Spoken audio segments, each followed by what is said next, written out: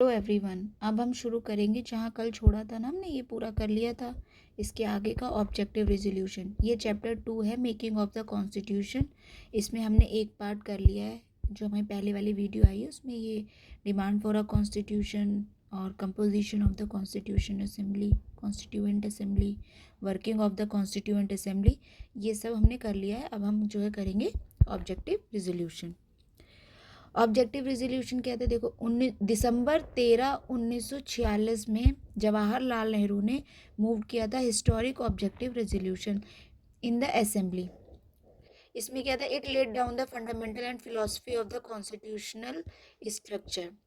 ये एक तरीके से खाका था, मतलब कि एक बोलते नहीं है, एक आउटलाइन एक तरीके से तैयार कर दी, बेस तैयार कर दिया, उसी को जो है ऑब्जेक्टिव रेजोल्यूशन का नाम दिया गया। इसके फीचर्स क्या क्या थे? This Constituent Assembly declare its firm solemn resolve to proclaim India as an independent sovereign republic to draw up for her future governance a constitution।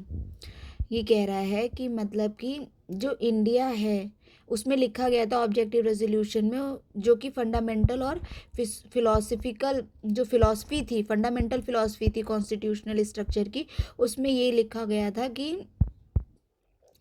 Independent है इंडिया, सोवरेन है, रिपब्लिक है अपने आप में, मतलब इंडिया आज़ाद है, ठीक है, सोवरेन है, इसके ऊपर कोई ताकत नहीं है, रिपब्लिक है, मतलब यहाँ पर जो है मोनार्क वाला वो नहीं चलेगा कि राजा का बेटा ही राजा बनेगा। यहाँ पे जो है रिपब्लिक, जो एक यहाँ का नेता जो है वो चुनकर आएगा, जो हेड होगा, ठीक है। To draw up for future governance and constitution, ये जो है ये बोला ना, इंडिपेंडेंट है, सोवरेन है, रिपब्लिक है, किस चीज़ में? एक फ्यूचर, हम अपने देश की गवर्नेंस के और कॉन्स्टिट्यूशन के मामलों में हम इंडिपेंडेंट हैं, सोवरेन है और रिपब्लिक है। फिर दूसरे में क्या कह रहे हैं?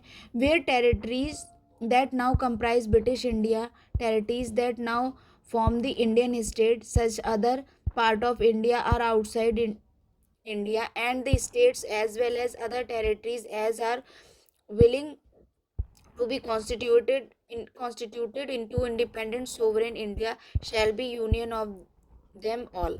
इन्होंने और क्या कही, जो भी मतलब कि आप ऐसे देख लो, अगर जैसे कि नॉर्थ साउथ वाला है, ये हो गया इंडिया वाला, नॉर्थ ईस्टर्न स्टेट हो गया, ये गुजरात वाला हो गया, और ये ऐसे करके बनता है। तो जो इसके बाउंड्री के अंदर हैं जितने भी, क्योंकि सब टुकड़ों में बांट दिया था ब्रिटिश ने, कुछ ब्रिटिश इंडिया हो गए थे, कुछ प्रिंसली स्टेट हो गए थे, कुछ इंडिपेंडेंट स्टेट थे, तो इस तरीके से इंडिया जो है टुकड़ों में बटा हुआ था अंग्रेज़ों के टाइम पर। तो इन्होंने कहा कि इस बाउंड्री के अंदर तो हैं जितने भी हैं, और जितनी भी इंडिया की टेरिटरीज इस बाउंड्री के आउटसाइड हैं या कहीं और हैं, जो इंडिया के उसमें आती हैं, मतलब क्या कहेंगे, इंडिया के अंडर आती हैं, तो वो सब जो हैं आज के बाद, मतलब उन उन सब वो सब जो हैं कॉन्स्टिट्यूशन बनने के बाद, या फिर इस रेजोल्यूशन में कहा गया कि वो सब एक यूनियन है, इंडिया की यूनियन, मतलब उनका अपना वजूद जो है वो इंडिया से है, वो इंडिपेंडेंट जो होंगी तो वो इंडिया के अंडर होंगी, मतलब अपने अलग अलग राज्य नहीं होंगे, ये कि इन्होंने अपने आप को सोवरेन अलग करके हम इंडिया का पार्ट ही नहीं है। इंडिया के पार्ट रहोगे आप, फिर आपको जो भी उसके अंडर आके आपको जो भी स्वतंत्रता मिलेगी वो अलग चीज़ होगी, लेकिन आप जो है एक यूनियन बनकर रहोगे, मतलब एक यूनियन है ये अलग अलग नहीं है अपने आप में।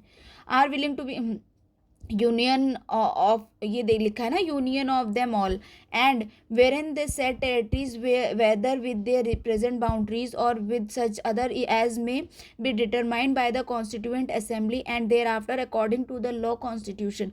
मतलब इन्होंने कहा जो अब तक इस बाउंड्री के अंडर में है वो तो होंगी ही, और जब हमारा कॉन्स्टिट्यूशन बन जाएगा, जो कॉन्स्टिट्यूएंट असेंबली जिस चीज, मतलब जिस बाउंड्री को उनको लगेगा कि वो इंडिया के अंदर में है, और अगर वो एक बार इंडिया के अंदर में है, ये लीगली है, मतलब कि तो फिर वो यूनियन की तरह ही होगा। वो जो इस बाउंड्री के अंदर है वो तो होंगी, और जो फ्यूचर में टेरिटरीज वगैरह मान लो हम एक्वायर करते हैं जो भी, वो सब यूनियन ही कहलाएंगी, वो अलग से टेरिटरीज कुछ भी नहीं होंगी।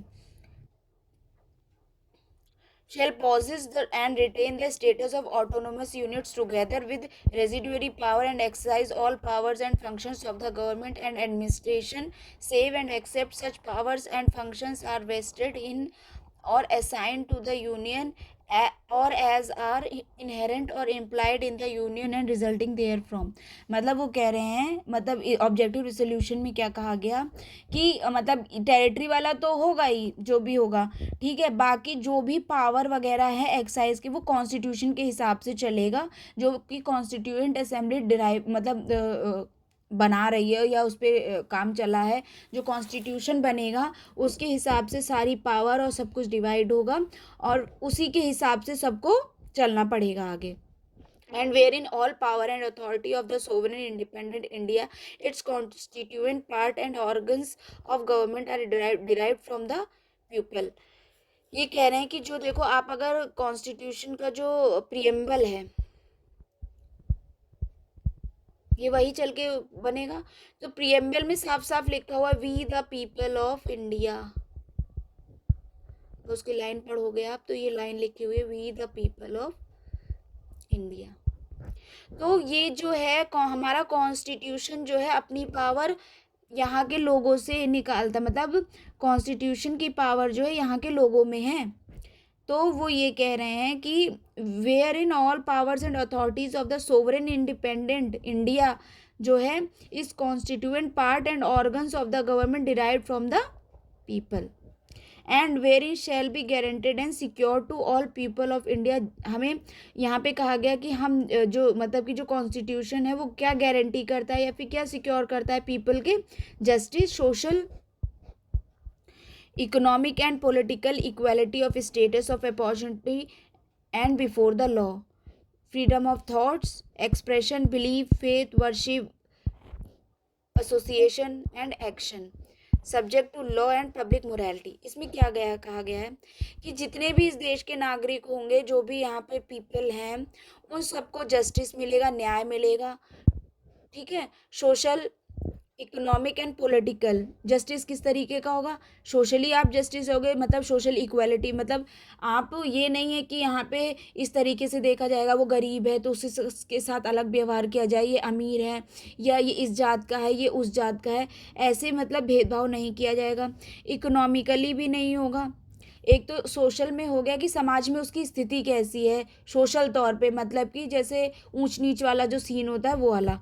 और इकोनॉमिक इक्वालिटी में इकोनॉमिक जस्टिस मतलब ये नहीं है कि जैसे अभी हमारा सुप्रीम कोर्ट है या हाई कोर्ट है या और भी बहुत सारे जो लोकल लेवल पे कोर्ट्स होते हैं, ठीक है, स्टेट लेवल पे होते हैं और डिस्ट्रिक्ट लेवल पे होते हैं, तो ऐसा नहीं है कि वहाँ पे ना किसी पर्टिकुलर लोगों के ही केस सुने जाएंगे या भैया तुम जो है इस तबके के हो तो तुम्हारा केस पे बहुत इंपॉर्टेंस दी जाएगी और लोगों को, ऐसा कुछ नहीं है। जस्टिस सबके लिए बराबर है, आप जाइए आपको जस्टिस मिलेगी, वहाँ पे कोई भेदभाव नहीं होगा। पॉलिटिकल जस्टिस किस तरह की होगी, तो इकोनॉमिक नहीं, उसमें इकोनॉमिक कंडीशन नहीं रखी गई है जस्टिस में कि अमीर है तो उसको जल्दी से जस्टिस मिल जाएगी और गरीब है तो उसके ऊपर ध्यान ही नहीं दिया जाएगा ना, ऐसी पॉलिटिकल है। जो नेता है या जो हेड ऑफ द वो होगा स्टेट, जिसे बोलते हैं मतलब country, head of the country, state मतलब कंट्री से डिनोट करते हैं, तो हेड ऑफ द जो स्टेट होगा तो वो जो है ना वो नेता जो होते हैं वो किसी एक के नेता नहीं होते हैं कि अमीरों के नेता हो गए और गरीबों के नहीं हैं, ठीक है। तो सिचुएशन ये है कि पॉलिटिकल आपको भी जो भी एक के लिए राइट मिलेंगे वो आपको, आप फंडामेंटल राइट देखो, ऐसा नहीं है उसमें गरीब और अमीर, हाँ हो सकता है कुछ तबके ऐसे हैं समाज में जिन्हें मतलब स्पेशल ज़रूरत है। अब जैसे आप देख लो कि मतलब किसी सोसाइटी में सब लोग ठीक ठाक हैं तो अलग बात है, अगर कोई मान लो कि वैसा है जो हैंडीकैप बोलते हैं तो उन पे अलग से ध्यान देने की ज़रूरत होती ना, या फिर जो महिलाएं होती हैं, जो बच्चे होते हैं, या कुछ सेक्शन ऑफ द सोसाइटी हैं जो मतलब सदियों से मतलब कि शोषण ही सहते चले आ रहे हैं, तो इन लोगों को ना चाहिए कि मतलब इनको स्पेशल थोड़ा प्रोटेक्शन मिले, स्पेशल राइट मिले, तो वो चीज़ अलग हो गई। तो आप उसे जो है डिस्क्रिमिनेटरी नहीं कह सकते कि वो डिस्क्रिमिनेटरी है, किसी औरत के लिए कुछ सरकार अलग से कर रही है तो आप उसे डिस्क्रिमिनेशन के तौर पर नहीं देख सकते। तो वही है कि पॉलिटिकल जो है सबको जस्टिस मिलेगी। आप जो भी पॉलिटिकल जो एक के लिए लागू होगा वो दूसरे के लिए भी लागू होगा। जो लॉ बनेंगे वो सबके लिए इक्वल होंगे, जो राइट्स दिए जाएंगे वो सबके लिए इक्वल होंगे। फिर कह रहे हैं equality of status of opportunity and before the law, मतलब सबको बराबर तरह का स्टेटस पाने की और उसकी की अपॉर्चुनिटी दी जाएगी। मतलब किसी के साथ भेदभाव नहीं किया कि भैया ये एक पोस्ट निकली है किसी जॉब के लिए, तो देखो वहाँ पे ये ज़रूर देखा जा सकता है कि मतलब क्वालिफिकेशन के तौर पर अब किसी को कंप्यूटर चलाना नहीं आता है तो उसको कंप्यूटर वाली जॉब थोड़ी दे देंगे, या किसी को कोई काम है, किसी को कोई मशीन चलानी नहीं आती है तो वहाँ पे आप जाके कहो कि नहीं मुझे मशीन चलानी नहीं आती क्यों, लेकिन क्योंकि जॉब पे सबका अधिकार है तो वो मुझे मिलना चाहिए। तो ये चीज़ नहीं हो सकती। जहाँ स्पेशल क्वालिफिकेशन की ज़रूरत है, अगर आप 4 लोग सेम क्वालिफिकेशन रखते हो फिर उसमें आप जानो कि मतलब कंपटीशन रखा जाएगा, जो उसमें आएगा जिसका नाम उसको वो जॉब मिल जाएगी। तो अपॉर्चुनिटी सबको दी जाएगी। अब वो आपके ऊपर है कि आप उस अपॉर्चुनिटी का कितना फ़ायदा उठा पाते हैं। ठीक है, तो ये भी हमारे कॉन्स्टिट्यूशन में साफ साफ है। बिफोर द लॉ, लॉ के सामने कोई भी बड़ा कोई छोटा नहीं होगा, सब बराबर होंगे।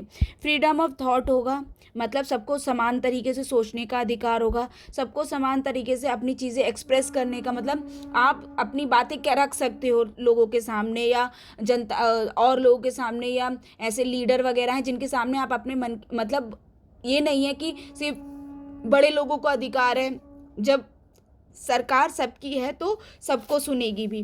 बिलीव फेथ, आप किसी पर्टिकुलर चीज़ पे बिलीव करते हो। हिंदू आज इंडिया जैसे देश में जहाँ पे इतनी सारी कम्युनिटी एक साथ रहती हैं तो सबके भगवान कल्चर अलग है, सब अलग अलग तरीके से बिलीव करते हैं भगवान पे, या अलग अलग तरीके से पूजा पाठ करते हैं, सबके तौर तरीके अलग हैं तो किसी को रोका नहीं जाएगा। सबका फेथ अपना है, वो जिस पे चाहे उस पे विश्वास कर सकते हैं, सब अपने तरीके से वर्शिप कर सकते हैं। ठीक है, सब अपनी तरीके से कुछ भी एसोसिएशन बना सकते हैं, मतलब कि आप कुछ भी गठन कर सकते हो अगर आपको लगता है। Action subject to law and public morality, अब ये बहुत इंपॉर्टेंट है। ये सब चीज़ें तो आपको मिलेंगी, इकोनॉमिक पॉलिटिकल इक्वेलिटी अपॉर्चुनिटी और फ्रीडम मिलेगी, thought expression belief faith worship की सब कुछ मिलेगा। लेकिन क्या दिक्कत है कि भैया ये सब कुछ ये है कि आपका अधिकार किसी और के लिए मुसीबत नहीं बनना चाहिए। एक का अधिकार दूसरे के लिए कुछ दिक्कत न क्रिएट करे, तब तक आप जो है एक कानून के दायरे में रहकर ही ये सब कर सकते हो। आप जैसे जैसे देखो यहाँ पे एसोसिएशन बनाने का वो दे रखा है, फ्रीडम दे रखा है। एसोसिएशन बनाने का मतलब ये थोड़ी कि आप ऐसे अलकायदा जैसे मतलब ग्रुप बना लिया, या आपने कुछ आतंकवादी ग्रुप बना लिया और आप कल को जो है कि उल्टी सीधी हरकतें कर रहे हो, या आपने मान लो 4 लोगों का गुट बना लिया और आप किसी को मोलेस्ट कर रहे हो, तो इस तरीके के आप एसोसिएशन नहीं बना सकते हैं। ये सब कुछ अधिकार है, आप किसी अच्छे काम के लिए अगर करना चाह रहे हैं जो कंट्री के डेवलपमेंट में फ़ायदा कर रहा है, सोसाइटी के डेवलपमेंट में फ़ायदा कर रहा है, आपका खुद का डेवलपमेंट कर रहा है, तभी आप ऐसा कुछ कर सकते हो। उसे ओवरऑल देखा जाएगा कि वो किस हद तक सही है और किस हद तक गलत है। अगर वो गलत है तो आपको फिर अलाउड नहीं है। तो सब्जेक्ट टू लॉ है कि एक भैया लॉ के अंदर ही बनाना है, ये नहीं है कि आपने जो मर्जी आया वो करके रख दिया। पब्लिक मोरालिटी भी आपको देखनी पड़ेगी। आप कोई कह रहा है कि मेरा अधिकार है बोलने का, इसका मतलब ये थोड़ी कि आप किसी को कुछ भी बोलोगे। भाई सामने वाले का ध्यान तो रखना पड़ेगा ना कि उसको क्या सुनना है क्या नहीं सुनना है। तो ये आप ध्यान रखो कि ये थोड़ी रोड पे खड़े होकर किसी को गाली देने लग गए। ये सब चीज़ें देखना पड़ेगा कि आप अपने एक्सप्रेशन का राइट ऑफ एक्सप्रेशन तो कर ले रहे हो, लेकिन वो दूसरों के लिए तो नुकसानदायक है। तो वो सब चीज़ अगर एक हित में है और आप अगर ऐसा कुछ करना चाहते हो तो ये अधिकार आपको प्राप्त हैं। फिर क्या कह रहे हैं, wherein adequate safeguard shall be provided for minorities backward and tribal areas and depression other backward classes. मतलब ये क्या कह रहे हैं, लेकिन ये इक्वालिटी वाली बात तो यहाँ पे कह दी कि भैया इक्वालिटी की बात कह रहे हैं, सबको समान अधिकार मिलेगा, सबको एक्सप्रेशन मिलेगा, सब फेथ पे बिलीव कर सकते हैं, वर्शिप कर सकते हैं। लेकिन माइनॉरिटीज़ के लिए, बैकवर्ड क्लासेस के लिए और ट्राइबल एरियाज़ या डिप्रेस क्लासेस हैं या अदर बैकवर्ड क्लासेस हैं, इनके लिए सरकार चाहे तो वो अलग से प्रोविज़न बना सकती है इनके उत्थान के लिए। क्यों? क्योंकि इनको ज़रूरत है, जहाँ पे ज़रूरत होगी कि भैया पर्टिकुलर सेक्शन ऑफ सोसाइटी को थोड़ा सा सपोर्ट की ज़रूरत है ताकि वो भी मुख्य धारा में शामिल हो सकें, तो उनको जो है उनके सपोर्ट के लिए अगर कुछ किया जाएगा तो इसे जो है इक्वेलिटी के जो अधिकार मिला हुआ है उसका हनन नहीं माना जाएगा। ठीक है, ये जो है इक्वेलिटी, वो उन्हें इक्वल लाने के लिए ही ये किया जा रहा है। ठीक है, कुछ तबके के लोग हैं, अब जैसे SC ST या OBC को जो रिजर्वेशन वगैरह मिलता है, अब बहुत से लोग कहेंगे कि ये रिजर्वेशन गलत है, या वो अलग टॉपिक है फिलहाल, लेकिन इन सबको ये मिला, अगर आप बेसिक जो जाके देखोगे ना तो ये मिला इसीलिए है ताकि वो भी जो है मुख्य धारा में आ सकें। Whereby shall be maintain the integrity and territory of the republic and its sovereign rights on land, sea and air according to justice and the law of civilized nation। क्या कह रहे हैं कि लेकिन हमें इंटीग्रिटी मेंटेन करके रखनी होगी टेरिटरी की, मतलब भाईचारा निभाना होगा। ये नहीं है कि इस देश में आपको कुछ अधिकार मिल गए भैया, मतलब अलग अलग रिलीजन को अलग अलग अधिकार मिल गए तो आप क्या कहते हैं अपना अपना देख रहे हो कि भैया ये कम्युनिटी मेरी है, ये कम्युनिटी तेरी, आप मतलब उसको डिवाइड करके बैठ गए। नहीं, आपको एक भाईचारे वाली जो है विद इन टेरिटरी और ऑफ द रिपब्लिक उसको मेंटेन करके रखना पड़ेगा। Its sovereign right on land, sea and air according to justice and law civilise nation. मतलब आप जो है सब कुछ जो है एक दायरे में रहकर कर सकते हो, आपको मतलब अनलिमिटेड फ्रीडम नहीं मिली हुई है कि आप कुछ भी करो। ठीक है, this ancient land attains its rightful and honored place in the world and makes it full and willing contribution to the promotion of the world peace and the welfare of the mankind। अब इसमें ये भी कहा गया है कि मतलब क्या है, मतलब राइटफुल और honoured place of the world, मतलब जो ये जो जिसकी बात कर रहे हैं इंडिया या टेरिटरी जो अब नई गठित हुई है या इसका जो कॉन्स्टिट्यूशन लाइन, ये क्या है, कोशिश करी जाएगी कि राइटफुल और ऑनर्ड प्लेस रहे in the world, make it the full willing contribution in promotion of the world peace. मतलब ये नहीं है कि हमारी अब देश आज़ाद हो गया है तो अब हम दंगा फसाद करेंगे, हम अपनी कंट्री के अंदर कुछ भी कर सकते हैं, तो ऐसा आप कुछ नहीं करेंगे। हम जो है देश पूरे समाज के भले के लिए, वर्ल्ड पीस के लिए हम कुछ काम करेंगे और वेलफेयर ऑफ द मैनकाइंड में आगे बढ़ेंगे। अब हमारा देश आज़ाद हुआ है तो हम इस तरफ आगे चलेंगे। This resolution was unanimously adopted by the assembly on 22 January 1947। Its influence the eventual shaping of the constitution, though through it all its subsequent stages it modified version forms the preamble of the present constitution।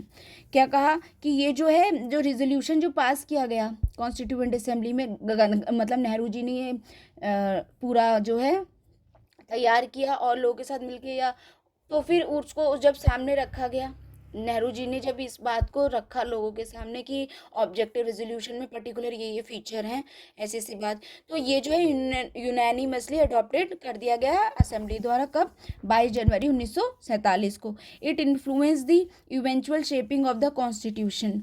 मतलब कि ये एक तरीके से अगर ना हमारे constitution को कोई ना भी पढ़े पूरा, लेकिन अगर वो उसका कोई ये इसी को देखो आगे चल के प्रीएम्बल का वो मतलब मान लिया गया, इसी को प्रीएम्बल बना दिया गया ना कॉन्स्टिट्यूशन का सबसे पहला जो हिस्सा है, तो इसको जो है अगर कोई पढ़ ले, ये प्रीएम्बल अगर कोई पढ़ ले, मतलब अगर किसी को पूरा कॉन्स्टिट्यूशन समझना है ना, तो अगर आप प्रीएम्बल पढ़ लोगे ना तो आपको पूरे कॉन्स्टिट्यूशन की, मतलब देखो उसमें हर चीज़ दी हुई है। आप कभी प्रीएम्बल आप पढ़ के देखना, बहुत सारी NCERTs की बुक में भी दिया रहता है स्टार्टिंग वाले पेज में, तो वो प्रीएम्बल जो दिया होता है, मतलब आप पढ़ोगे ना तो आपको पता चल जाएगा कि हमारा कॉन्स्टिट्यूशन क्या कहना चाह रहा है, इस कॉन्स्टिट्यूशन में क्या क्या तरीके के जो है आर्टिकल, मतलब किस किस बारे में बात की गई होगी। तो आप अगर कोई भी पढ़ेगा ना उसे, तो उसको जो समझ रखता होगा तो उसे सब समझ में आ जाएगा कि प्रॉपरली इस जो कॉन्स्टिट्यूशन है उसमें क्या है। अब क्या है फिर आया नेक्स्ट टॉपिक क्या है, changes by the independence act जो 1947 में आया था, उसमें उस एक्ट के अंदर क्या उस एक्ट ने क्या क्या चेंजेस किए।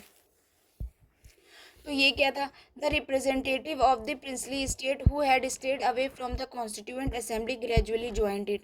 तो उन्होंने क्या करा कि ना, जो अब तक देखो पढ़ा था ना हमने ऊपर की, प्रिंसली स्टेट ने इसे ज्वाइन ही नहीं किया था, मतलब उन्होंने मना कर दिया कि हम नहीं ज्वाइन करेंगे कॉन्स्टिट्यूएंट असेंबली की, उनकी सीट्स जो हैं खाली रह गई थी। आई थिंक 93 या कुछ ऐसी सीटें थी, मैं चेक करके बताऊंगी। तो वो सीट्स जो है वो खाली ही रह गई थी, मतलब वो भरी ही नहीं गई थी। तो वो जो अब तक की उसमें शामिल नहीं हुए थे, वो जो है उन लोगों ने इसको ज्वाइन कर लिया। ऑन अप्रैल 28 1947 को क्या हुआ, representative of 6 states were part of the assembly. और जो रिप्रेजेंटेटिव थे 6 स्टेट के, वो भी जो है असेंबली का पार्ट हो गए। After the acceptance of Mountbatten plan on 3 June 1947 for the partition of the country, the representative of most of other princely state took there seat in the assembly. जब partition वाला plan जो है Mountbatten ने 3 जून 1947 को रखा, तो जो country जो रिप्रेजेंटेटिव थे most of the princely state के, उन लोगों ने अपनी अपनी असेंबली में सीट ग्रहण कर ली, मतलब उन्होंने ज्वाइन कर लिया। The member of the Muslim league from the Indian dominion also enter this. अब भैया उनकी मंशा तो पूरी हो ही गई, क्योंकि वो तो कह ही रहे थे शुरू से ही, एक बाजा बजाए पड़े थे कि भैया देश को डिवाइड करो डिवाइड करो डिवाइड करो। जब माउंटबेटन प्लान आ गया तो मुस्लिम की भी मन की इच्छा पूरी हो गई, उन्होंने भी जो है असेंबली को ज्वाइन कर लिया। The Indian independence act of 1947 made the following 3 changes. कौन कौन से 3 चेंजेस किए गए हैं in the position of the assembly, चलिए देखते हैं। पहला क्या था, the assembly was made fully sovereign body which could frame any constitution it please। मतलब जो असेंबली थी वो फुली सोवरेन बॉडी थी, वो जो मतलब अपने आप में उसके ऊपर कोई ये नहीं है कि उस पर कोई दबाव बनाएगा या कुछ है, वो अपनी अपनी मर्जी से जो है जो भी कॉन्स्टिट्यूशन, जैसा कॉन्स्टिट्यूशन चाहे उसे फ्रेम कर सकती है। The act empowered the assembly to abrogate and alter any law made by the British parliament in relation to India. मतलब कि जो असेंबली थी उसको वो अधिकार भी मिले गए थे, क्या कि वो जो ब्रिटिश इंडिया के टाइम पे या जो ब्रिटिश सरकार जो आज तक जो है जितने भी लॉ बनाती आ रही थी, उन सबको ख़त्म कर सकते थे, उन सबको चेंज कर सकते थे, या उन सब की जो भी स्थिति वो रखना चाहते थे उस हिसाब से एक्सेप्ट कर सकते थे, ठीक है। फिर दूसरे में क्या कह रहे हैं, the assembly also became a legislative body. मतलब अभी तक तो ये जो है देखो पार्शली नॉमिनेटेड और पार्शली इलेक्टेड थी, तो ये जो है किस लिए कॉन्स्टिट्यूशन को फ्रेम करने के लिए बनाई गई थी, लेकिन ये अब जो है लेजिस्लेटिव बॉडी की तरह भी काम करेगी। कब तक, जब तक कि नया इलेक्शन होके नई लेजिस्लेटिव असेंबली के मेंबर्स नहीं चुने जाते। इलेक्शन कब हुए थे, 1950 में जाके हुए हैं, और ये देखो 1947 की बात हो रही। तो ये इसको जो है, क्योंकि देश चलाने के लिए, लॉ बनाने के लिए आप किसी को तो मतलब वहाँ पे या तो आप दोबारा से मतलब अलग लोगों को चुनो, या फिर और चुन के भी क्या इन्हीं में से ओवरलैप करते, यही देश को मतलब उस टाइम पे सारे फैसले तो यही लोग ले रहे थे, तो इसी को जो है लेजिस्लेटिव बॉडी की तरह अपॉइंट कर दिया। In other words 2 separate functions were assign to the assembly. मतलब कि उन्हें 2 सेपरेट फंक्शन दे दिया गए, फंक्शन सेपरेट कर दिए गए लेकिन बॉडी एक ही बनी, ठीक है। That is making of the constitution. मतलब पहला काम क्या था उनका कि कॉन्स्टिट्यूशन बनाना फ्री इंडिया का, और दूसरा क्या था, ऑर्डिनरी जो लॉ थे उन्हें जो है इनैक्ट करना कंट्री चलाने के लिए। These 2 task were to be performed on the separate days. ये जो टास्क काम करने के लिए जो असेंबली मतलब मिलती थी या जो भी कहो, तो ये अलग अलग डे पे मीटिंग होती थी। ये नहीं कि आज आए हैं तो दोनों के काम निपटा लें। जब कॉन्स्टिट्यूशन फ्री बनाने वाले जो डिस्कशन वगैरह होते थे उसके लिए ये लोग अलग मिलते थे, और जब देश में जो कुछ नया लागू करना है या उस तरीके का काम करते थे तो वो लोग अलग मिलते थे। Thus the assembly became the first parliament of free India dominion legislature. तो इस तरह से कह सकते हैं कि जो असेंबली जो थी, कॉन्स्टिट्यूएंट असेंबली जो थी, वो फर्स्ट पार्लियामेंट थी फ्री इंडिया की।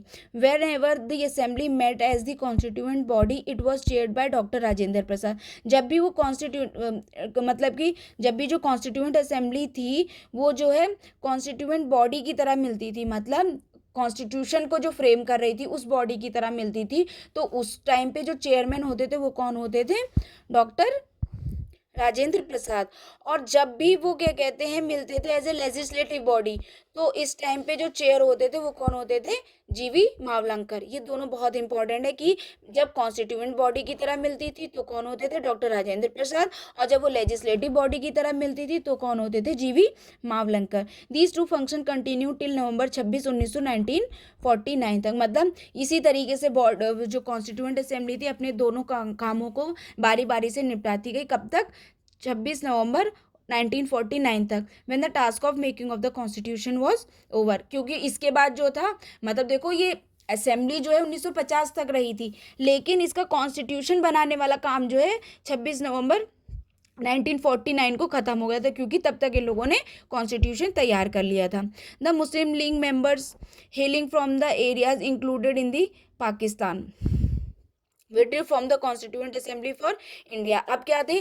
देखो कॉन्स्टिट्यूएंट असेंबली जो थी जब पहले बनी थी तब इंडिया कोई डिवाइड तो हुआ नहीं था, दो डोमिनियन तो थे नहीं कि इंडिया और पाकिस्तान है। तो उस टाइम पे ना कुछ ऐसे लोग भी चुनकर आए थे कॉन्स्टिट्यूएंट असेंबली में जो कि पाकिस्तान की जो टेरिटरी है, जो डिवाइड होकर जो पाकिस्तान की टेरिटरी बनी, जो उसमें के लोग थे उस एरिया से जो बिलोंग करते थे जैसे, तो वहाँ के लोग भी चुनकर आए, ठीक है, कॉन्स्टिट्यूएंट असेंबली में। तो जैसे ही जब पाकिस्तान डिवाइड हो गया, पाकिस्तान अपना बन गया उनका, तो उन लोगों ने जो है कॉन्स्टिट्यूएंट असेंबली से विड्रू कर दिया। Consequently the total strength of the assembly came down to 299। तो फिर जो 389 पहले मेंबर्स बने थे उससे जो है 299 ही रह गए। Originally fixed in 1946 under the cabinet mission plan. 389 members जो है कैबिनेट प्लान मिशन प्लान में जो है मतलब कि फिक्स किए गए थे, लेकिन अब 299 ही रह गए। The strength of the Indian provinces formally British provinces was reduce from 296 to 229 as those of the princely state from 93 to 70। मतलब ये वही बता रहे हैं कि जैसे जैसे अब पाकिस्तान बन गया तो इसमें बहुत सारे चेंजेस जो पहले इन लोगों ने करा था तो वो सिर्फ मतलब एक देश के लिए करा था, इंडिया के लिए करा था। लेकिन अब जब पाकिस्तान और इंडिया दो डिवाइड हो गए तो उसी हिसाब से नंबर चेंज होते चले गए। प्रिंसली स्टेट के भी 93 से 70 रह गए, 296 से इसमें 229 रह गए। क्योंकि सिंपल सी बात है, जब कुछ हिस्सा तो पाकिस्तान में भी गया है ना, तो वहाँ पे भी प्रिंसली स्टेट रहे होंगे, कुछ अलग अलग रहे होंगे, ठीक है, तो वो सब जो है नंबर रिड्यूस होता चले गया। The state wise membership of the assembly on the December 30 1947।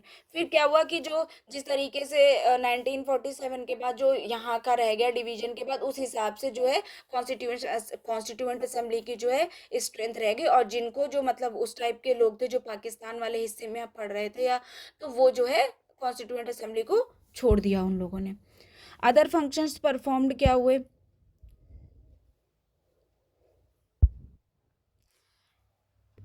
In addition to the making of the constitution and enacting of the ordinary laws, the constituent assembly also performed the following function। कौन कौन से थे वो functions?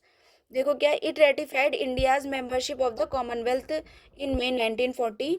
अब Commonwealth वो लोग, मतलब एक तरीके से अगर कॉमनवेल्थ वाले कंट्रीज देखो ना, तो ये वो हैं जो कभी ना कभी जो है ब्रिटिश कॉलोनीज रही हैं, ठीक है। ये सारी कंट्रीज जो हैं मतलब आज़ाद थी अपने आप में, लेकिन इन लोगों ने जो है एक मतलब एक ऑर्गेनाइजेशन तरह का था, तो उसमें जो है ज्वाइन कर लिया। इसको ज्वाइन करने से इनकी सोवरेनिटी पे कोई फ़र्क नहीं पड़ा, मतलब इनकी आज़ादी पे कोई फ़र्क नहीं पड़ा कि मतलब इसको ज्वाइन कर लेंगे तो आपको कुछ प्रेशर में रहना पड़ेगा ब्रिटिशर्स के, या उनके कुछ रूल्स एंड रेगुलेशंस मानने पड़ेंगे, ऐसा कुछ नहीं था।